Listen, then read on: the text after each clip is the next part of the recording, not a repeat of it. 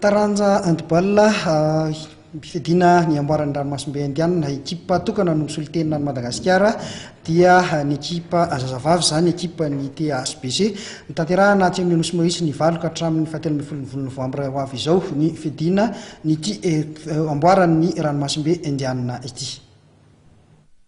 Ny alakamisy tolakandro teo tamin'ny efatrora no Nanainga ho an'ny Maorisy hiatrika amin'ny fiadiana ny amboara ho an'ny ekipan'ny tompon-daka aty amin'ny faritra ny ranomasimbe indiana taranja handball ny andian'ny faharoa amin'ny ekipa zazavavin'ny THBC.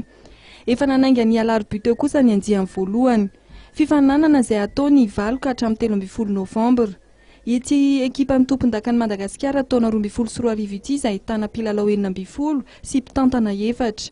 Marihana fa saika ireo mpilalao tao amin'ny THBC taloha avokoa no mandrafitra ity ekipan'ny THBC ity. Ireto mpilalao ireto izay efa samy manana traikefa amin'ny fiatriana fionana iraisam-pirenena avokoa. Tanjona goavana ho an'ny Tana Handball Club arak'izany ny tondra ny amboara mody eto Tanindrazana. Zay rehetrarehetra reo zany efa miatrika fifaninanana iraisam-pirenena daholo tsy misy hoe mbola vaovao na ny jeune raha ao aminay zany efa nanao daholo zareo tany amin'ny ekipa nationale jeune izay misy tany Kikalisy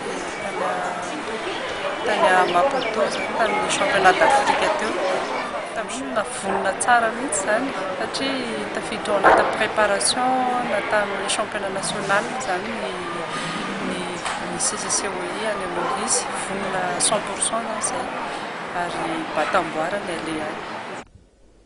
Ny elohany angan'ity ekipa solo tena Madagasikara ity dia nifandimby nandray azy ireo ny filohan'ny tetezamita sy ny tompon'andraikitra voalohany ao amin'ny commune Antananarivo renivohitra mba hanome tsodrano azy.